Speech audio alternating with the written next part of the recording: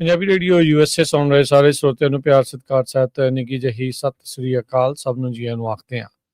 ਸੋ ਦੇ ਪ੍ਰੋਗਰਾਮ 'ਚ ਆਪ ਸਭ ਦਾ ਨਿੱਘਾ ਸਵਾਗਤ ਹੈ। ਪ੍ਰੋਗਰਾਮ ਲੈ ਕੇ ਹਾਜ਼ਰ ਹੋ ਚੁੱਕੇ ਹਾਂ ਇਸ ਮੌਕੇ ਅਪਡੇਟ ਕੈਲੀਫੋਰਨੀਆ। ਮੈਂ ਰਾਜਕਨਵੀਰ ਸਿੰਘ, ਮੇਰੇ ਨਾਲ ਜੁੜ ਚੁੱਕੇ ਨੇ ਇਸ ਟਾਈਮ ਹਰਜੋਤ ਸਿੰਘ ਖਾਲਸਾ ਜੀ। ਹਰਜੋਤ ਸਿੰਘ ਜੀ, ਜੀ ਆਇਆਂ ਨੂੰ, ਸਵਾਗਤ ਹੈ। ਸਤਿ ਸ੍ਰੀ ਅਕਾਲ। ਸਤਿ ਸ਼੍ਰੀ ਅਕਾਲ, ਧੰਨਵਾਦ ਜੀ ਆਇਆਂ ਨੂੰ। ਪੰਜਾਬੀ ਰੇਡੀਓ USA ਦੇ ਜਿੰਨੇ ਵੀ ਸਰੋਤੇ ਸਾਡੇ ਸਾਰੇ ਹੀ AM ਸਟੇਸ਼ਨ, FM ਸਟੇਸ਼ਨ, ਘਰਾਂ ਦੇ ਵਿੱਚ ਰੇਡੀਓ ਸੈਟਸ ਦੇ ਰਾਹੀਂ, ਟੈਲੀਫੋਨ ਦੇ ਰਾਹੀਂ, ਫੇਸਬੁੱਕ, YouTube ਤੇ ਲਾਈਵ ਦੇਖ ਰਹੇ ਹੋ, ਸੁਣ ਰਹੇ ਹੋ, ਸਾਰਿਆਂ ਨੂੰ ਜੀ ਆਇਆਂ ਨੂੰ ਤੇ ਬਹੁਤ ਹੀ ਪਿਆਰ ਤੇ ਸਤਿਕਾਰ ਭਰੀ ਸਤਿ ਸ਼੍ਰੀ ਅਕਾਲ। ਸਰੋਤਿਓ, ਅੱਜ ਜਨਵਰੀ ਦੀ 2 ਤਰੀਕ ਆ ਤੇ ਦਿਨ ਜਿਹੜਾ ਸ਼ੁੱਕਰਵਾਰ ਆ, ਤੁਹਾਡੇ ਲਈ ਸ਼ਾਮ ਦਾ ਅਪਡੇਟ ਕੈਲੀਫੋਰਨੀਆ ਪ੍ਰੋਗਰਾਮ ਲੈ ਕੇ ਹਾਜ਼ਰ ਹੋਏ ਆ। ਅਪਡੇਟ ਕੈਲੀਫੋਰਨੀਆ ਪ੍ਰੋਗਰਾਮ ਦੇ ਸਹਿਯੋਗੀ ਸਪਾਂਸਰ ਨੇ ਖਾਲਸਾ ਇੰਸ਼ੋਰੈਂਸ ਏਜੰਸੀ, ਜਿਨ੍ਹਾਂ ਦੇ ਕੋਲੋਂ ਹਰ ਇੱਕ ਤਰੀਕੇ ਦੀ ਇੰਸ਼ੋਰੈਂਸ ਕਰਵਾ ਸਕਦੇ ਹੋ। ਇੰਸ਼ੋਰੈਂਸ ਬਾਰੇ ਪਤਾ ਕਰਨ ਲਈ ਕਾਲ ਕਰ ਸਕਦੇ ਹੋ 408-272-2500। Tirkian immigration law firm, US immigration ਦਾ ਹੋਵੇ ਕਿਸੇ ਵੀ ਤਰੀਕੇ ਦਾ ਕੰਮ, ਕਾਲ ਅਟਰਨੀ ਜੇ ਟਿਰਕੀਆਣਾ 415-909-0503।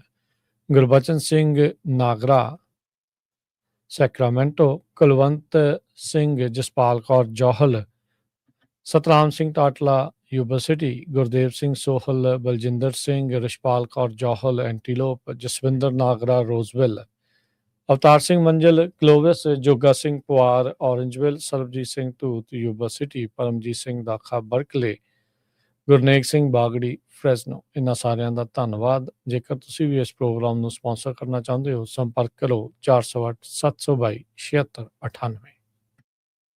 ਜੀ, ਅੱਜ ਦੀਆਂ ਖਬਰਾਂ ਵੱਲ ਚੱਲੀਏ ਤੇ ਜੋ ਸਵਿਟਜ਼ਰਲੈਂਡ ਦੇ ਵਿੱਚ ਵਾਪਰਿਆ ਸੀ, ਜਿੱਥੇ 40 ਜਣਿਆਂ ਦੀਆਂ ਮੌਤਾਂ ਹੋ ਗਈਆਂ ਤੇ 115 ਤੋਂ ਵੱਧ ਲੋਕ ਫੱਟੜ ਹੋਏ ਆ। ਹੁਣ ਜਿਹੜੇ ਬੱਚੇ ਸੀ ਉਹਨਾਂ ਦੇ ਪਰਿਵਾਰ ਜਿਹੜੇ ਆ ਉਹ ਉਹਨਾਂ ਦੇ ਰਿਮੇਨਸ ਲੱਭ ਰਹੇ ਆ ਵੀ ਕਿਸੇ ਤਰ੍ਹਾਂ ਪਛਾਣੇ ਜਾ ਸਕਣ, ਕਿਉਂਕਿ ਅੱਗ ਬੜੀ ਖਤਰਨਾਕ ਸੀ। ਸਾਰਾ ਕੁਝ ਵਿੱਚ ਹੀ ਜਿਹੜਾ ਸੜ ਕੇ ਸੁਆਹ ਹੋ ਗਿਆ ਹੈਗਾ। ਸੋ ਪਰਿਵਾਰ ਜਿਹੜੇ ਆ ਉਹ ਇਕੱਠੇ ਹੋਣੇ ਸ਼ੁਰੂ ਹੋਏ ਆ ਤਾਂ ਕਿ ਉਹ ਆਪਣੇ ਪਰਿਵਾਰਕ ਮੈਂਬਰਾਂ ਦੀ ਰਿਮੇਨਸ ਲੈ ਸਕਣ। ਕੈਲੀਫੋਰਨੀਆ ਦੇ ਵਿੱਚ ਅੱਜ ਲਾ ਅਬਾਈਡਿੰਗ ਜਿਹੜੇ ਗਨ ਓਨਰਸ ਆ ਉਹਨਾਂ ਦੇ ਲਈ ਇੱਕ ਵੱਡੀ ਜਿੱਤ ਦੀ ਖਬਰ ਆਈ ਆ। ਫੈਡਰਲ ਜੱਜ ਆ ਉਸ ਦੇ ਦੁਆਰਾ ਕੈਲੀਫੋਰਨੀਆ ਦੇ ਵਿੱਚ ਓਪਨ ਕੈਰੀ ਬੈਨ ਨੂੰ ਸਟ੍ਰਾਈਕ ਡਾਊਨ ਕਰ ਦਿੱਤਾ ਗਿਆ ਆ।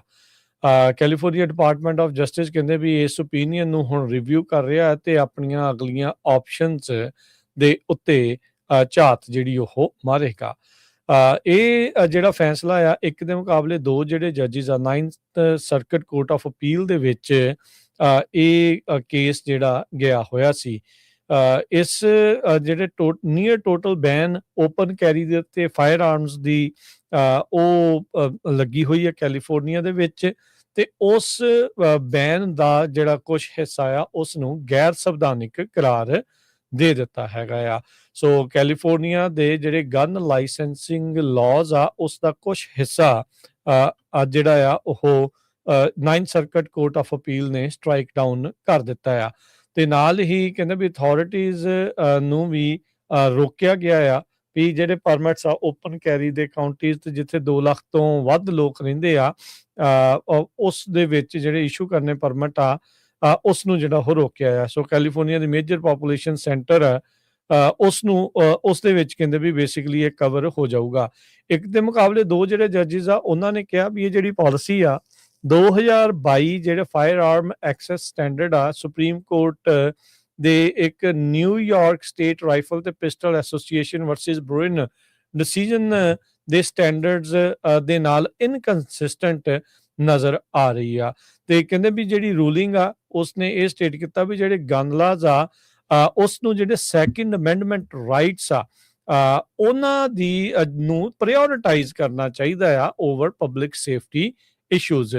ਅਪੈਲੇਟ ਕੋਰਟ ਦੇ ਵਿੱਚ ਜਿਹੜੇ ਦੋ ਜੱਜਿਸ ਆ ਉਹ ਡੋਨਲਡ ਟਰੰਪ ਹੋਣਾ ਦੇ ਅਪੁਆਇੰਟੀਜ਼ ਆ, ਲਾਰੈਂਸ ਵੈਨ ਡਾਈਕ ਤੇ ਕੈਨਥ ਲੀ, ਤੇ ਇੱਕ ਜਿਹੜੇ ਜਾਰਜ ਬੁਸ਼ ਹੋਣਾ ਦੇ ਅਪੁਆਇੰਟੀ ਆ ਐਨ ਰੈਂਡੀ ਸਮਿਥ। ਵੈਨ ਡਾਈਕ ਨੇ ਜਿਹੜੀ ਰੂਲਿੰਗ ਲਿਖੀ ਹੈਗੀ ਆ ਤੇ ਜਿਹੜੇ ਲੀ ਆ ਉਹਨਾਂ ਨੇ ਕਨਕਰ ਕੀਤਾ ਆ, ਯਾਨੀ ਕਿ ਉਸ ਦੀ ਹਮਾਇਤ ਕੀਤੀ ਆ, ਤੇ ਸਮਿਥ ਨੇ ਕੁਝ ਹਿੱਸੇ ਨੂੰ ਡਿਸੈਂਟ ਕੀਤਾ ਹੈ ਤੇ ਕੁਝ ਹਿੱਸੇ ਦੇ ਨਾਲ ਮਨਜ਼ੂਰੀ ਜਿਹੜੀ ਆ ਇਸ ਜਿਹੜੇ ਗੈਰ ਸੰਵਿਧਾਨਿਕ ਕਰਾਰ ਦਿੱਤਾ ਆ ਓਪਨ ਕੈਰੀ ਬੈਨ ਨੂੰ, ਉਸ ਦੇ ਉੱਤੇ ਜਿਹੜੀ ਉਹ ਫੈਸਲਾ ਜਿਹੜਾ ਉਹ ਸੁਣਾਇਆ ਹੈਗਾ ਆ। ਮਾਰਕ ਬ੍ਰੇਡ ਸਿਸਕਿਊ ਕਾਉਂਟੀ ਦੇ ਵਿੱਚ ਰਹਿਣ ਵਾਲੇ ਇਨਸਾਨ ਆ, ਜਿਹੜੇ ਓਰੀਗਨ ਕੈਲੀਫੋਰਨੀਆ ਬਾਰਡਰ ਦੇ ਨਜ਼ਦੀਕ ਪੈਂਦੀ ਆ। ਇਹਨਾਂ ਦੇ ਦੁਆਰਾ ਇਹ ਜਿਹੜਾ ਲਾਸੂਟ 2019 ਦੇ ਵਿੱਚ ਲਿਆਂਦਾ ਗਿਆ ਸੀ, ਜਿਸ ਵਿੱਚ ਬ੍ਰੈਡ ਨੇ ਇਹ ਦਾਅਵਾ ਕੀਤਾ ਸੀਗਾ ਵੀ ਉਸ ਨੂੰ ਓਪਨ ਕੈਰੀ ਪਰਮਿਟ ਜਿਹੜਾ ਉਹ ਮਿਲਿਆ ਹੀ ਨਹੀਂ, ਜਦ ਕਿ ਉਸਦੀ ਕਾਉਂਟੀ ਦੀ ਜਿਹੜੀ ਪਾਪੂਲੇਸ਼ਨ ਆ ਉਹ ਸਿਰਫ 42,500 ਆ। ਸੋ ਕੈਲੀਫੋਰਨੀਆ ਡਿਪਾਰਟਮੈਂਟ ਆਫ ਜਸਟਿਸ ਦੇ ਜਿਹੜੇ ਸਪੋਕਸਪਰਸਨ ਆ, ਉਹਨਾਂ ਨੇ ਆਰਗਿਊ ਕੀਤਾ ਵੀ ਜਿਹੜਾ ਕਾਨੂੰਨ ਆ ਸੂਬੇ ਦਾ ਇਹ ਸੰਵਿਧਾਨਿਕ ਹੈਗਾ ਆ, ਪਰ ਜਿਹੜੇ 9th circuit court of appeal ਨੇ ਕਿਹਾ ਵੀ ਇਹ ਗੈਰ ਸੰਵਿਧਾਨਿਕ ਆ। 2 ਲੱਖ ਦੀ ਪਾਪੂਲੇਸ਼ਨ ਤੋਂ ਵੱਧ ਕਾਉਂਟੀਜ਼ ਦੇ ਵਿੱਚ ਪਰਮਿਟ ਨਹੀਂ ਦੇਣਗੇ। ਉਸ ਤੋਂ ਘੱਟ ਆਬਾਦੀ ਵਾਲੀ ਜਿਹੜੀਆਂ ਕਾਉਂਟੀਜ਼ ਆ ਉਹਨਾਂ ਦੇ ਵਿੱਚ ਪਰਮਿਟ ਬੇਸਿਕਲੀ ਓਪਨ ਕੈਰੀ ਦੇ ਦੇਣ ਦੀ ਇਸ ਫੈਸਲੇ ਦੇ ਨਾਲ ਇਜਾਜ਼ਤ ਜਿਹੜੀ ਆ ਉਹ ਮਿਲ ਸਕੇਗੀ। ਸੋ ਹੁਣ ਦੇਖਦੇ ਹਾਂ ਵੀ ਸੂਬਾ ਇਸ ਚੀਜ਼ ਨੂੰ ਲੈ ਕੇ ਕੀ ਅੱਗੇ ਕਦਮ ਵਧਾਉਂਦਾ ਆ। ਆਪਾਂ ਨੂੰ ਪਤਾ ਹੀ ਆ ਵੀ ਕੈਲੀਫੋਰਨੀਆ ਦੇ ਵਿੱਚ ਅਜਿਹੇ ਕਾਨੂੰਨਾਂ ਦੇ ਉਲਟ ਹੀ ਇੱਥੋਂ ਦੇ ਜਿਹੜੇ ਅਟਾਰਨੀ ਜਨਰਲ ਨੇ ਉਹ ਚੱਲਦੇ ਆ ਰਹੇ ਨੇ। ਕੈਲੀਫੋਰਨੀਆ ਦੇ ਵਿੱਚ ਮੀਂਹ ਨੂੰ ਲੈ ਕੇ ਜਿਹੜੀ ਕਿਸੇ ਤਰ੍ਹਾਂ ਦੀ ਬ੍ਰੇਕ ਨਹੀਂ ਆ ਰਹੀ ਹੈਗੀ। ਕਹਿੰਦੇ ਵੀ ਹੋਰ ਮੀਂਹ ਆਊਗਾ, ਸਨੋ, ਵਿੰਡ, ਫਲੱਡਿੰਗ, ਇਹ ਸਾਰਾ ਕੁਛ ਚੱਲ ਰਿਹਾ ਹੈਗਾ ਆ। ਅੱਜ ਨਾਰਦਰਨ ਕੈਲੀਫੋਰਨੀਆ ਦੇ ਵਿੱਚ ਵੀ ਜੋ ਆ ਫਲੱਡਿੰਗ ਰਿਪੋਰਟ ਕੀਤੀ ਗਈ ਹੈਗੀ ਆ। ਸਦਰਨ ਕੈਲੀਫੋਰਨੀਆ ਦੇ ਵਿੱਚ ਤਾਂ ਕਾਫੀ ਜ਼ਿਆਦਾ ਫਲੱਡਿੰਗ ਹੋਈ ਆ, ਖਾਸ ਕਰਕੇ ਸੈਨ ਡੀਗੋ ਤੇ ਲਾਸ ਐਂਜਲਸ ਵਾਲੇ ਏਰੀਏ ਨੂੰ। ਅੱਜ ਸ਼ਾਮ ਨੂੰ ਜਿਹੜੀ ਬਾਰਿਸ਼ ਆ ਉਹ ਸ਼ੁਰੂ ਹੋ ਜਾਣੀ ਆ, ਤੇ ਕੱਲ ਨੂੰ, ਪਰਸੋਂ ਨੂੰ 2 ਦਿਨ ਸੈਂਟਰਲ ਵੈਲੀ ਦੇ ਵਿੱਚ ਤਾਂ ਕਾਫੀ ਜ਼ਿਆਦਾ ਜਿਹੜਾ ਮੀਂਹ ਆ ਉਹ ਪੈਣ ਜਾ ਰਿਹਾ ਹੈਗਾ ਆ। ਤੇ ਨਿਊ ਈਅਰ ਡੇ ਦੇ ਵਿੱਚ ਜਿਹੜਾ ਮੀਂਹ ਕਾਫੀ ਪਿਆ, ਤੇ ਵੀਰਵਾਰ ਸਵੇਰੇ ਵੀ ਪਿਆ ਹੈਗਾ। ਨੈਸ਼ਨਲ ਵੈਦਰ ਸਰਵਿਸ ਇਹ ਰਿਪੋਰਟ ਕਰ ਰਿਹਾ ਵੀ ਸ਼ਾਵਰਸ ਪੂਰੇ ਵੀਕਐਂਡ ਤੱਕ ਪੈਂਦੇ ਰਹਿਣਗੇ, ਤੇ ਥੰਡਰ ਸਟਾਰਮ ਵੀ ਆਊਗੇ। ਹਵਾਵਾਂ ਜਿਹੜੀਆਂ ਆ ਬਹੁਤ ਜ਼ਿਆਦਾ ਤੇਜ਼ ਚੱਲਣੀਆਂ ਹੈਗੀਆਂ ਆ। ਐਤਵਾਰ ਨੂੰ ਕਹਿੰਦੇ ਵੀ ਜ਼ਿਆਦਾ ਮੀਂਹ ਪੈ ਸਕਦਾ ਫ੍ਰਿਜ਼ਨੋ ਵਾਲੇ ਏਰੀਏ 'ਚ, ਅਬਾਊਟ ਹਾਫ ਇੰਚ ਤੋਂ ਲੈ ਕੇ 1 ਇੰਚ ਤੱਕ। 20% ਚਾਂਸ ਰੇਨ ਦੇ ਜੋ ਉਹ ਟਿਊਜ਼ਡੇ ਨੂੰ ਵੀ ਹੈਗੇ ਆ। ਸੋ ਬਹੁਤ ਏਰੀਏ ਦੇ ਵਿੱਚ ਫਲੱਡ ਵਾਚ ਜਿਹੜੀ ਆ ਉਹ ਇਸ਼ੂ ਕੀਤੀ ਗਈ ਆ। ਵਿੰਟਰ ਵੈਦਰ ਐਡਵਾਈਜ਼ਰੀ ਇਸ਼ੂ ਕੀਤੀ ਗਈ ਆ। ਸਿਆਰਾ ਨਵਾਡਾ ਵਾਲੀਆਂ ਪਹਾੜੀਆਂ ਜੋ 6000 ਫੁੱਟ ਤੋਂ ਉੱਚੇ ਆ, ਤੇ ਇਸੇ ਤਰ੍ਹਾਂ ਯੋਸੇਮਿਟੀ ਤੋਂ ਕਿੰਗਸ ਕੈਨੀਅਨ ਵਾਲੇ ਜਿਹੜੇ ਨੈਸ਼ਨਲ ਪਾਰਕਸ ਆ ਉਹਨਾਂ ਦੇ ਉੱਤੇ ਜਿਹੜੀ ਸਨੋ ਆ ਉਹ ਪਊਗੀ। ਸੋ ਵਿੰਟਰ ਵੈਦਰ ਐਡਵਾਈਜ਼ਰੀ ਐਕਸਟੈਂਡ ਵੀ ਕੀਤੀ ਜਾਊਗੀ ਅਗਲੇ ਸੰਡੇ ਤੱਕ। ਸੋ ਜੇ ਕੋਈ ਘੁੰਮਣ ਫਿਰਨ ਦੀ ਕੋਸ਼ਿਸ਼ ਕਰ ਰਿਹਾ ਉੱਧਰ ਜਾਣ ਦੀ, ਤੇ ਉਹ ਵੈਦਰ ਜ਼ਰੂਰ ਚੈੱਕ ਕਰਕੇ ਜਾਣ। ਜੀ, ਅਗਲੀ ਗੱਲ ਕਰੀਏ। ਰਾਸ਼ਟਰਪਤੀ ਟਰੰਪ ਅੱਜ ਦਾਅਵਾ ਕਰ ਰਹੇ ਆ ਵੀ ਕਹਿੰਦੇ ਵੀ ਜਿਹੜੀ ਜੌਬ ਮਾਰਕੀਟ ਆ ਉਹ ਯੂਐਸ ਬੋਰਨ ਲੋਕਾਂ ਦੇ ਲਈ ਬੜੀ ਬੂਮ ਕਰ ਰਹੀ ਹੈਗੀ ਆ। ਕਹਿੰਦੇ ਵੀ 7 ਲੱਖ ਤੋਂ ਵੱਧ ਜਿਹੜੇ ਅਮਰੀਕਾ ਦੇ ਵਿੱਚ ਬੋਰਨ ਲੋਕ ਨਹੀਂ ਆ ਉਹਨਾਂ ਨੂੰ ਜੌਬ ਫੋਰਸ ਤੋਂ ਪਿਛਲੇ ਸਾਲ 'ਚ ਕੱਢਿਆ ਗਿਆ ਹੈਗਾ ਆ।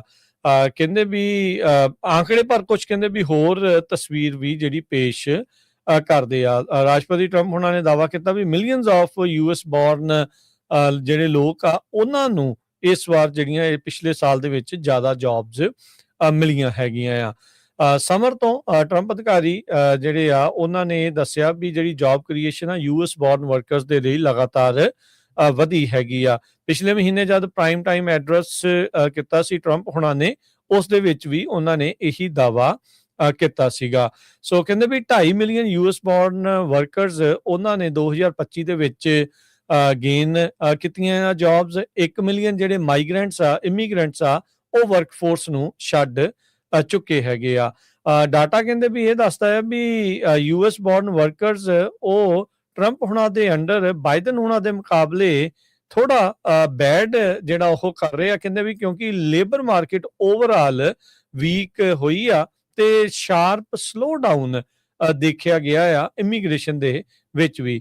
ਅਨਇੰਪਲੋਇਮੈਂਟ ਰੇਟ ਕਹਿੰਦੇ ਵੀ ਵੱਧ ਰਹੀ ਆ। ਇੱਕ Peterson institute for international economics and ਸਾਬਕਾ ਜਿਹੜੇ ਕਮਰਸ ਡਿਪਾਰਟਮੈਂਟ ਦੇ ਇਕਨੋਮਿਸਟ ਜੈਡ ਕੈਲਕੋ ਉਹ ਜਿਹੜਾ ਇਹ ਕਹਿ ਰਹੇ ਆ। ਵਾਈਟ ਹਾਊਸ ਦੇ ਜਿਹੜੇ ਸਪੋਕਸਪਰਸਨ ਟੇਲਰ ਰੋਜਰਸ ਉਹਨਾਂ ਨੇ ਸਟੇਟਮੈਂਟ ਜਾਰੀ ਕਰਦੇ ਹੋਏ ਕਿਹਾ, ਕਹਿੰਦੇ ਵੀ ਇਹ ਜਿਹੜੇ ਲੋਕ ਨੇ ਇਹ ਜਿਹੜੇ ਫੈਲੋ ਨੇ ਇਹ ਜਾਣ ਕੇ ਨਿਟ ਪਿਕਿੰਗ ਕਰ ਰਹੇ ਆ, ਤੇ ਕਹਿੰਦੇ ਵੀ ਇਹ ਚੇਂਜ ਨਹੀਂ ਕਰ ਸਕਦੇ ਉਸ ਫੈਕਟ ਨੂੰ ਵੀ ਰਾਸ਼ਟਰਪਤੀ ਟਰੰਪ ਨੇ ਅਮਰੀਕਨ ਵਰਕਰਸ ਦੇ ਲਈ ਜ਼ਿਆਦਾ ਕੰਮ ਕੀਤਾ ਆ ਕਿਸੇ ਵੀ ਅਮਰੀਕਾ ਦੇ ਪ੍ਰੈਜ਼ੀਡੈਂਟ ਦੀ ਜਿਹੜੀ ਹਿਸਟਰੀ ਆ ਉਸ ਨੂੰ ਜਿਹੜਾ ਉਹ ਲੈ ਕੇ ਉਹਨਾਂ ਨੇ ਜਿਹੜਾ ਟੇਲਰ ਰੋਜਰਸ ਨੇ ਕਿਹਾ ਵੀ ਅਮਰੀਕਨ ਬੋਰਨ ਵਰਕਰਸ ਜਿਹੜੇ ਆ ਉਹ ਫਾਈਨਲੀ ਬੈਨੀਫਿਟ ਕਰ ਸਕਦੇ ਆ ਨਵੀਂ ਇਕਨੋਮਿਕ ਰੀਸਰਜੈਂਸ ਨੂੰ ਜਿਹੜਾ ਉਹ ਲੈ ਕੇ। ਸੋ ਫਿਊਰ ਇਮੀਗ੍ਰੈਂਟਸ ਲੇਬਰ ਮਾਰਕੀਟ ਵੈਸੇ ਹੀ ਛੱਡ ਚੁੱਕੇ ਆ, ਕਈਆਂ ਦੇ ਵੀਜ਼ੇ ਦੀ ਪ੍ਰੋਬਲਮ ਆ ਗਈ ਆ, ਕਈਆਂ ਨੂੰ ਵੈਸੇ ਹੀ ਇੱਕ ਹਿਸਾਬ ਦੇ ਨਾਲ ਬਾਹਰ ਦਾ ਰਸਤਾ ਦਿਖਾ ਦਿੱਤਾ ਗਿਆ ਆ। ਸੋ ਉਹਦੇ ਕਰਕੇ ਆਪਾਂ ਦੇਖ ਰਹੇ ਹਾਂ ਵੀ ਜਿਹੜੇ ਯੂਐਸ ਬੋਰਨ ਵਰਕਰਸ ਆ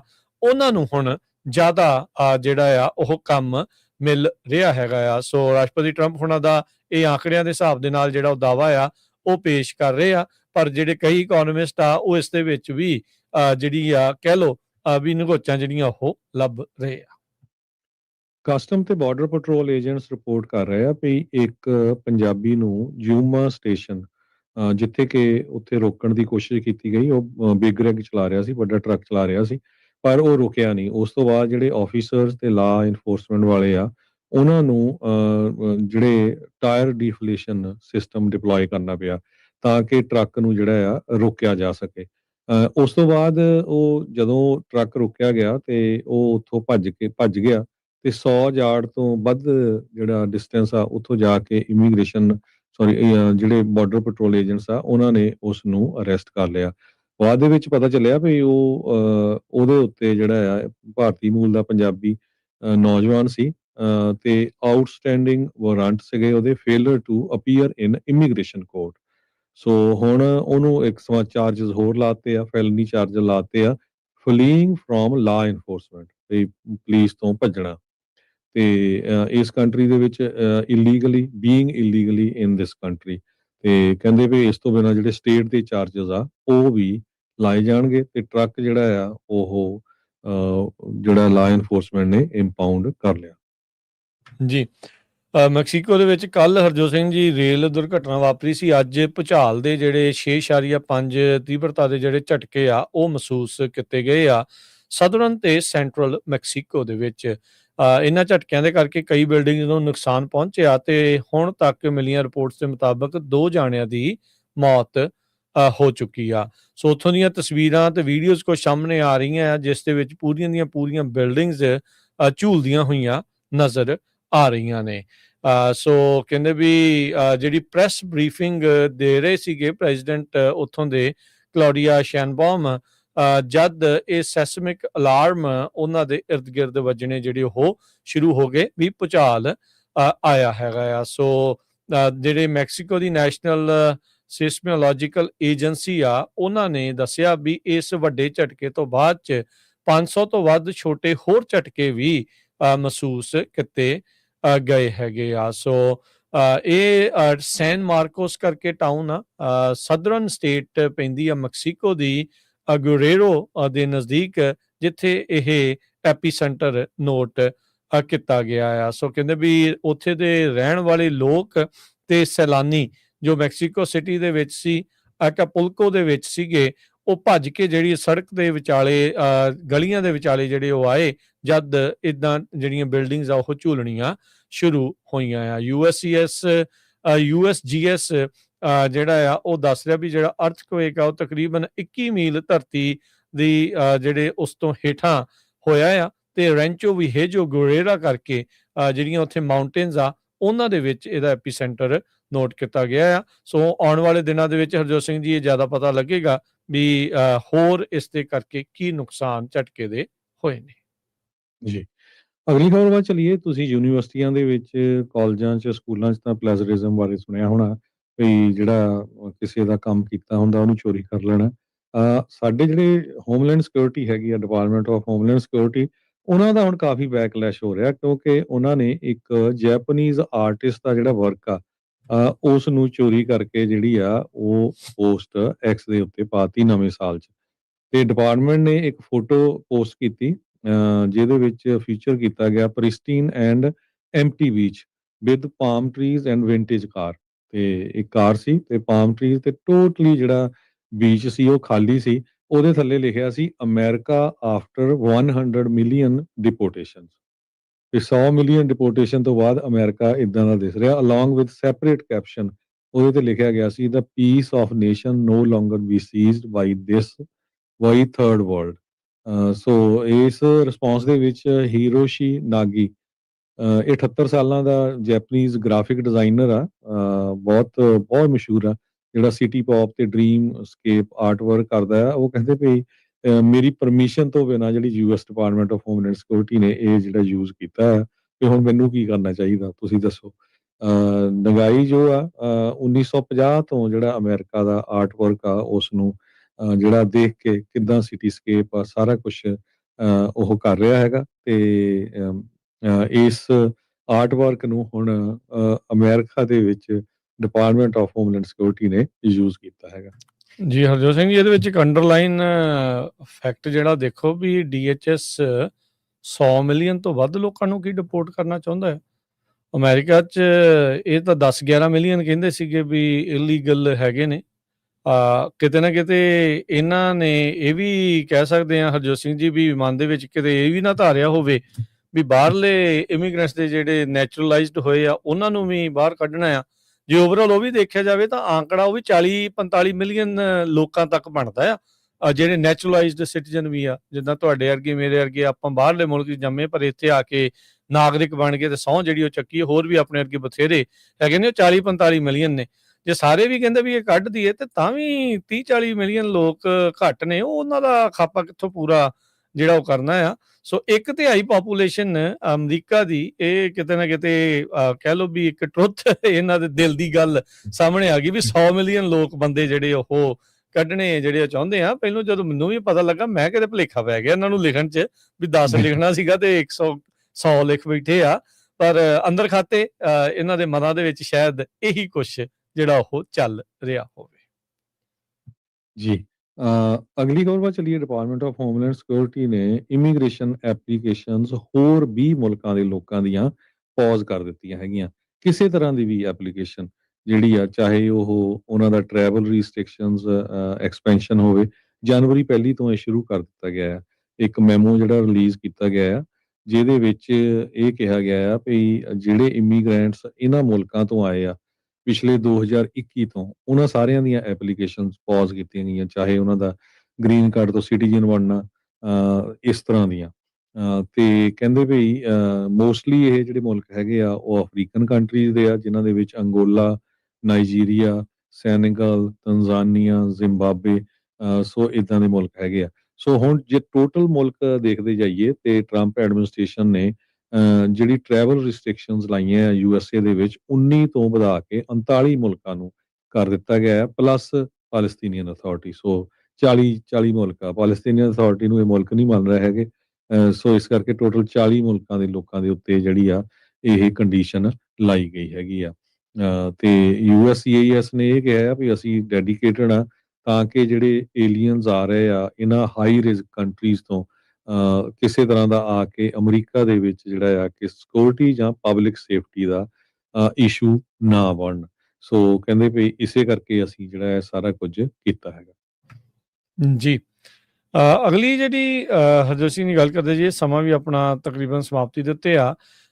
ਤੇਲ ਦੀਆਂ ਕੀਮਤ ਦੇ ਵਿੱਚ 2020 ਤੋਂ ਬਾਅਦ ਦੇ ਵਿੱਚ ਸਭ ਤੋਂ ਵੱਡਾ ਜਿਹੜਾ ਲੋਐਸਟ ਫਾਲ ਆ ਉਹ ਦੇਖਿਆ ਗਿਆ ਹੈਗਾ ਆ। ਸੋ ਇਹ ਜਿਹੜਾ ਉਹ ਮੰਨਿਆ ਜਾ ਰਿਹਾ ਵੀ ਤੇਲ ਦੀਆਂ ਕੀਮਤਾਂ ਹੋਪਫੁਲੀ ਜਿਹੜੀਆਂ ਹੁਣ ਥੱਲੇ ਰਹਿਣਗੀਆਂ।